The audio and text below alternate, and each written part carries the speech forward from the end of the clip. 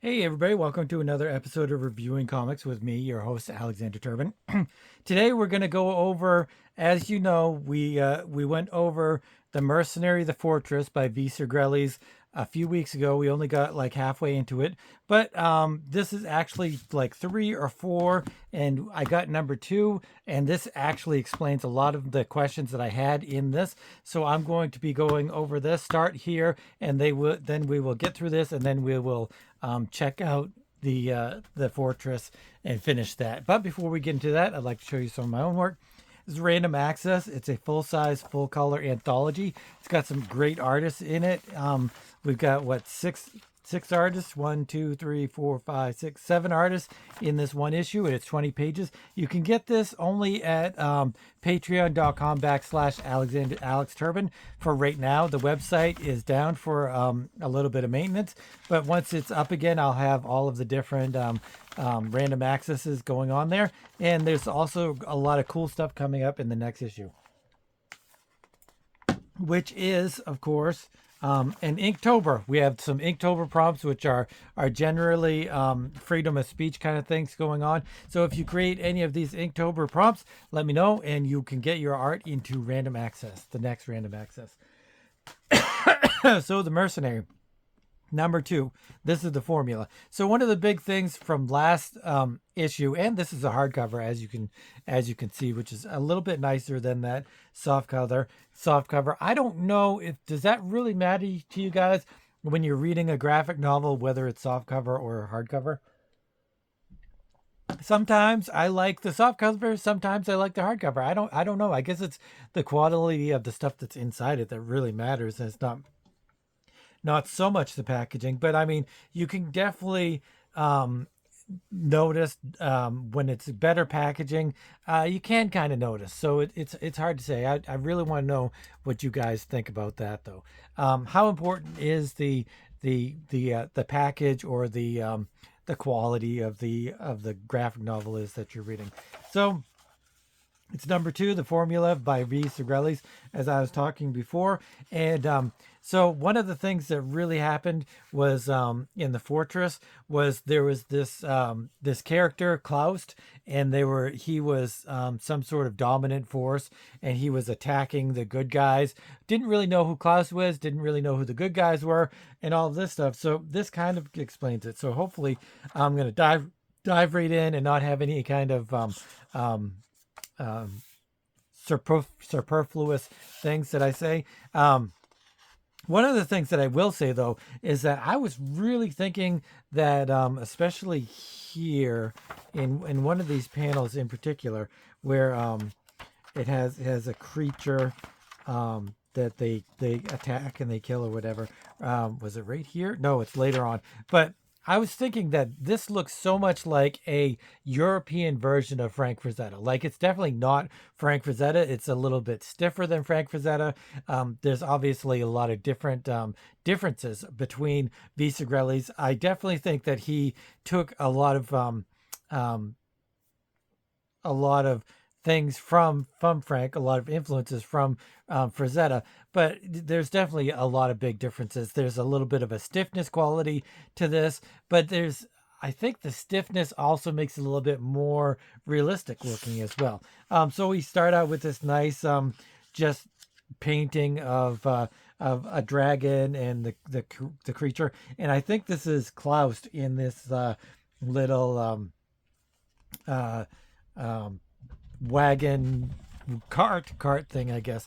So it starts out with the mercenary. We don't really know who he is. I guess you would if you read number 1. You would know exactly who he is, where he's from, and all that stuff. I'm not entirely sure where he's from. This is a made-up world. It's like in conjunction of a made-up world, fantasy world, and a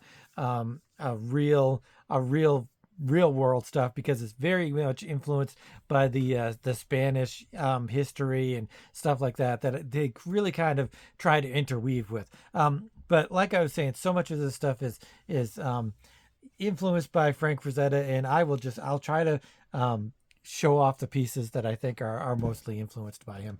But the mercenary, and he's talking to this armor maker, and he's really into this armor. He thinks it's beautiful. There's different types of armor, I guess, that are, some are better than others, some are lighter and faster and whatever. And so he's looking at it, and this guy who is an alchemist, Klaus, he comes up to the mercenary. Is like, I will, if you do a simple job for me, I will buy you that armor, which is very expensive, and I'll throw in the weapons as well, after we're done. And they hum and haw a little bit, and then finally the mercenary's like, all right, I can't refuse that. That sounds like a great thing. So they talk about where they're going.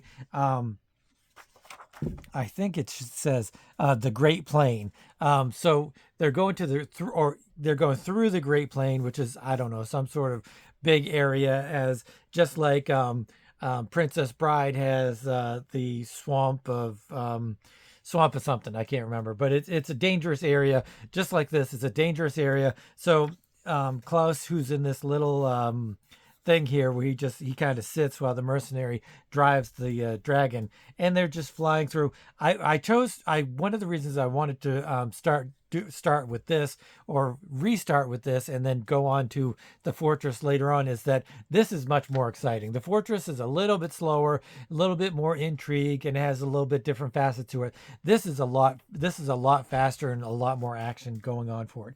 There's this flying through the crevasses and past the mountain ranges and all that stuff, and there's some water underneath, and it's fantastic how he has these different ranges and stuff. It really feels as if the dragon is in flight. It feels so much like Tarnak and Tarna. I think it's Tarna from Heavy Metal, where Mobius's character just flies through the air, and it's just so beautiful and light and serene. And this is very much like that, where you have the sereneness where they're flying through the tunnels or whatever, but then it kind of turns creepy and stuff. They come up to this part where it's supposed to be open, but Klaus is like, that wasn't like that before. And then they go through this whole thing where the dragon is going too fast, and he can't manipulate the way they're going. So they have to land and get on the rocks and kind of try to figure out what they're doing. And I guess the dragon also has to have a good vantage point or plenty of space in order to take off again. But before that happens, this other creature comes from the water and is going to attack them and try to eat them. The mercenary says, get back and I'll take care of this. And we have to fly off and get out of here. The mercenary shoots his arrow at the beast's eyeball, which is the greatest thing to do. Always shoot for the eyes, as you could see in the Superman movie. Sometimes it doesn't work out, but this time it does. And they take off, they start flying, and the dragon just barely swoops up from the water, and finally they can circle around and make it through the caverns. They finally make it to their destination, which is it doesn't actually say where it is, I don't think. Yeah, so they end up on the plains. There must be a huge mountain range or something that is concealing this little cavern into the Great Plains or whatever. And then there's these like giant, I don't know what you would call them, pit holes, something like that, where there's water rushing through. This is where in the fortress it starts, and this is where the kind of where the good guys are, and they've got this whole fortress thing going on where they're hiding in the different caves that are inside this different area. They finally make it in, and Klaus, I don't know if he has said this yet, but he is he's like a wizard. He's like a chemist, and so he has all of these different formulas that he's created. But one of the things is he's an alchemist. So he's got all of these different formulas, but what he hasn't told everybody is that he comes to this place and he gets the different formulas from these really high-end alchemists. These guys, they know what they're doing. Klaus is an imposter. He doesn't really know anything really about alchemy, and he only has the recipes because he comes here and he pays them money or whatever he trades for them, and they give him like little trinkets of, something that makes smoke purple or something like that. And so he's coming back for another alchemic treat or alchemic recipe that he's trying to get. So they make their way through the cavernous halls of this great. It's less like a fortress and more like a monastery, I think, because they seem very monastic. And these are the guys from, like I said, the fortress. The good guys, they're very monastic. They're alchemists, as I said. So they're scientists. They're scientists, and they're men of learning. So the high priestess or the high master or whatever is talking to Klaus about it. And he's like, I'm not going to give you any more recipes. You're only doing. Let's read this. I have bad news for you. This is the last time we will make this exchange. We don't need the drug you. Oh, so Klaus had a drug. I forgot. Klaus had a drug that he was giving to them. I think maybe it was opium or something like that. I think opium in this kind of time would be more like a painkiller than an actual drug to get a high or whatever. This is the last time we'll be making this exchange. We don't need the drug you bring anymore. We've discovered our own way of making it. As final payment, I will give you the formula for a metal alloy. But that's impossible. Just like that, I need more formulas. I must maintain my prestige. That's my last word. There's no more to be said. Well, if it's the last time, why don't you give me something really important, such as that medallion you're wearing? Once you told me that medallion holds a formula which may alter all civilization. So they kind of banter back and forth. He's like, I'm not going to give it to you. And then Klaus just smacks him across the face and grabs it, or he uses a skull. I don't know why there's a skull hanging around, but there is. He grabs the skull, smashes him on the head. And the greatest hope in medieval alchemy was to discover the secret of the Philosopher's Stone, which would transmute base metals into gold. So that's what he's really looking for. He snaps the medallion from the Great Master's neck, and he runs off. He tries to get the mercenary to come with him, but the mercenary is like, I can't believe you did this. This is just crazy. Why would you hurt this old man? And the mercenary's like, Sir, I came with Klaus, but I can't believe what he just did. So then the master says, we have to stop Klaus from getting away. We can't let him get away with the medallion. So he calls in his own armored mercenary, his own armored person. I don't know what you'd call him, as I mean, that's what we're calling from right now. But he's like some sort of he's a knight anyway, protecting these alchemists from bad stuff. They grab onto more dragons because Klaus has taken the one dragon that the mercenary and he flew in on, and these guys are faster, I think.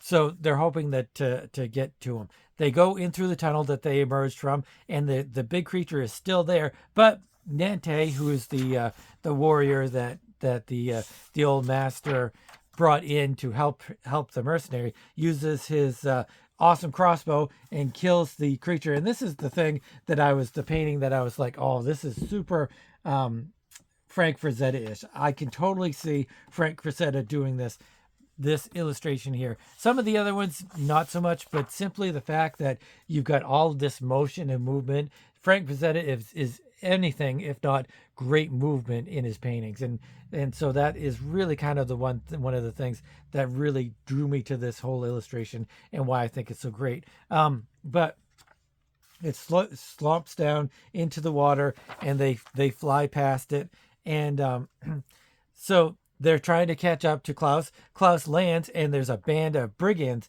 that he has had there. And what he does is he goes into the alchemist cove or whatever with one protection, one bodyguard, and then he leaves.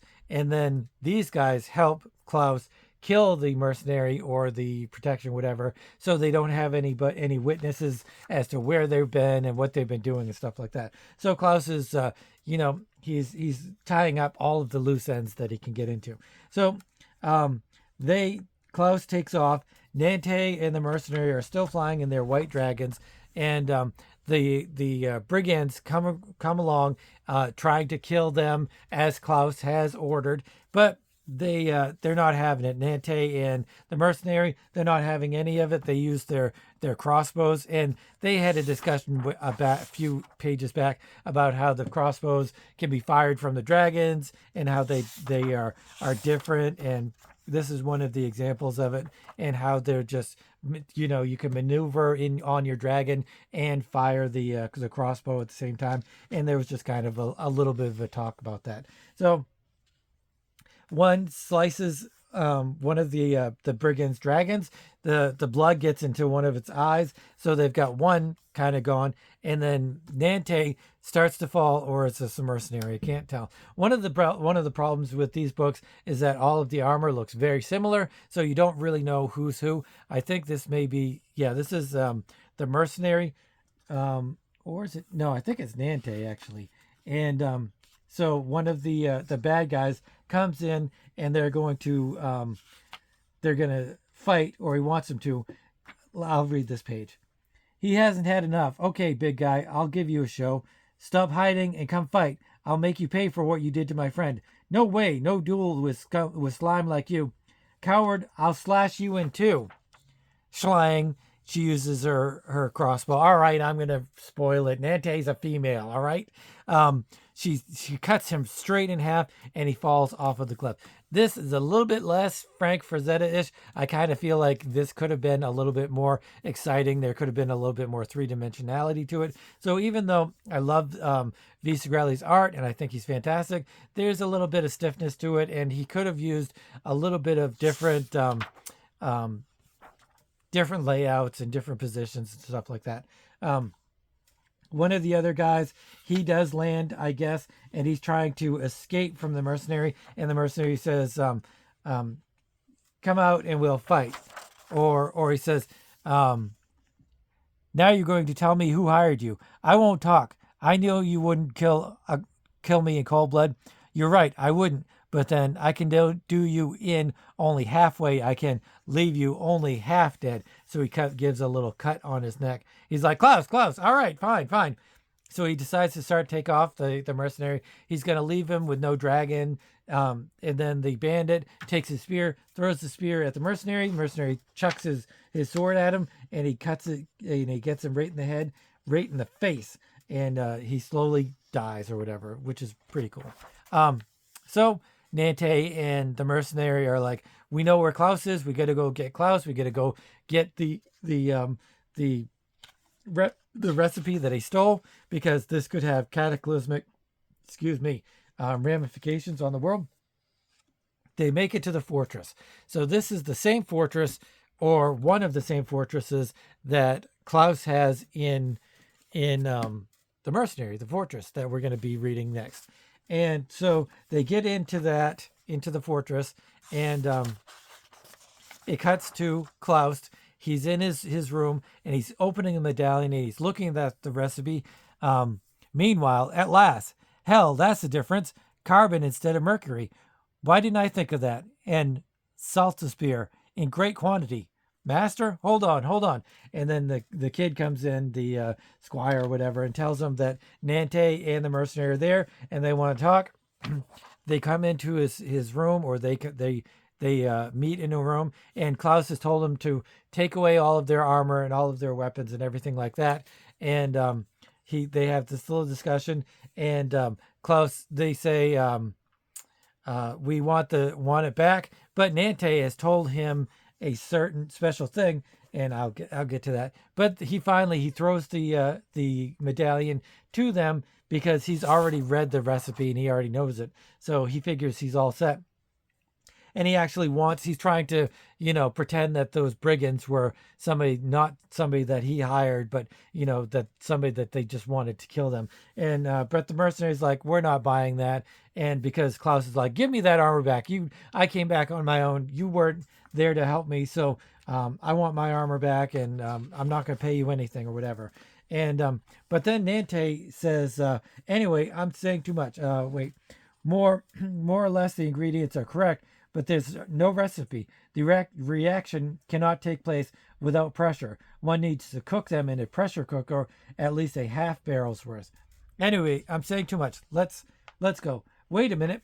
And so Klaus says, "Hey, it's a long ride home, and why don't you stay and stay here for the night, and you can rest up." So he leads them along a corridor, and of course he's got a lever, and it's got a trap door, and they fall into a dungeon. And he tells this big guy to keep them. They're dangerous. Keep them in the dungeon, and they can just starve to death. Nante says she's got a surefire way to get away from out of there, and she's like, "Yes, I'm a woman. Stop your slobbering and help me get out of this armor. We're gonna get out of here." So then they have this little scene that they set up to kind of get the jailer to open the door or whatever, so they can fight their way out. I love the scene here. I love the foreground and the midground. This is very John Bolton-ness. I would hearken to say this looks very much like Murata the She-Wolf. I wonder if Bolton knew about Segrelles at all, and what the time period is between Segrelles coming out with his art and Bolton coming out with his art, because this is super Bolton, especially this one scene.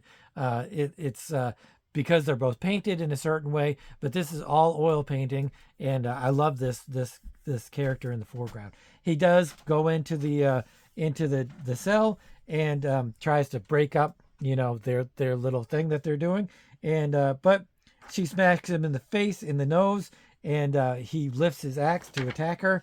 But I got to make sure there's no nudity, and so they both attack each other, and he's crushing the mercenary, and she uses her helmet's spike to smash him in the head, and they just make their way out of the prison. I'm sorry I can't show that stuff, but YouTube just would not enjoy it. They would be very angry at me. So they're going to get away, and Nante's like, "We got to get out of here." They're making sure that Klaus is actually doing the cooking in the cooking pot, and it's boiling in the pressure pot, and she's like, "We got to get out of here." And the mercenary's like, "Why? Why do we have to leave?" And she says, "I told Klaus about the cooking in the pressure pot, because if he does that, it causes a great explosion, and it blows open the whole the fortress, part of the fortress." I don't know if the fortress is a different fortress or they just rebuild this. I kind of think it's the same one, but let's look.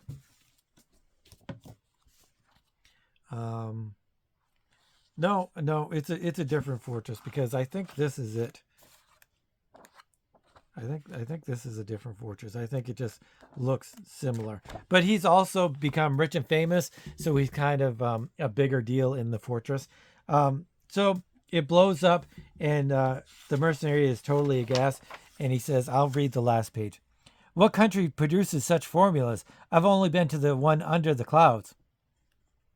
They're nothing compared to the world on the other side of the valley. Maybe one day we'll be able to go visit. Maybe." So I think actually they live above the clouds. They live on mountain ranges and stuff like that. And I think this is supposed to be real time, real life, like back in the like when Italy and Spain were big deals and stuff in the Renaissance. I think this is like maybe a little bit before the Renaissance, in a world up above the clouds, and I think the world below the clouds are actually the real life, real world. So I think anyway. So anyway, here we go. Whoops, can't show that again. The Mercenary #2, called The Formula by V. Segrelles.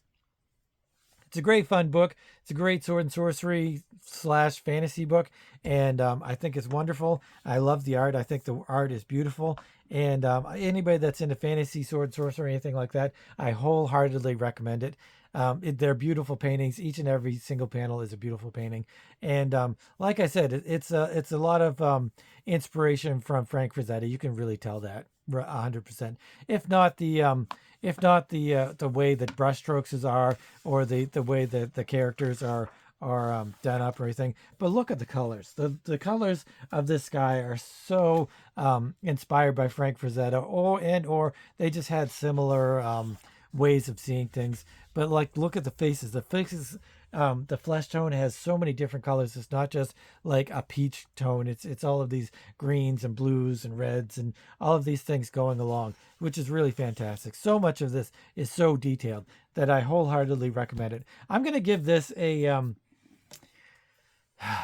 I can't give it a 10. I cannot give it a 10 because even though I love it, it doesn't have that emotional resonance that really has to have that it has to have in order for me to give it a 10. Unless the art is so blows my mind out of the water that the art makes it a 10. I do love this art, but I still love Bill Sienkiewicz a little bit more, some of these other artists a little bit more. So I think that brings it down a slight bit. I'm going to give it a 9.5 though. I'm going to give it a 9 because the writing, the dialogue is not the greatest. Sometimes they kind of say things that are a little bit goofy.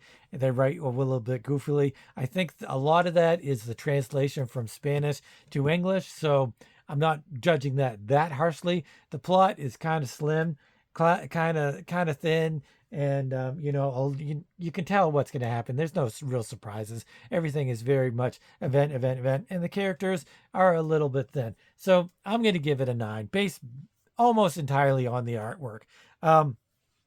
But if you've just happened upon the channel, please consider subscribing, hitting the notification bell, and all of that cool stuff.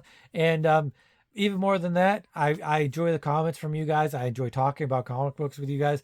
I love that. That's like the highlight of my day. I always, wake up and look for comments of any of you guys giving. So I really love it. And if I see them, I will definitely respond 100%. And so anyway, thanks for watching. The Mercenary, giving it a 9.0. The Mercenary, the Formula, giving it a 9.0. Maybe the next one will be a little bit higher. I can't picture it getting lower simply because of the art, but the Formula, I'm giving it a 9.0.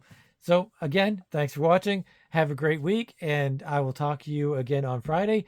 And as always, keep on creating.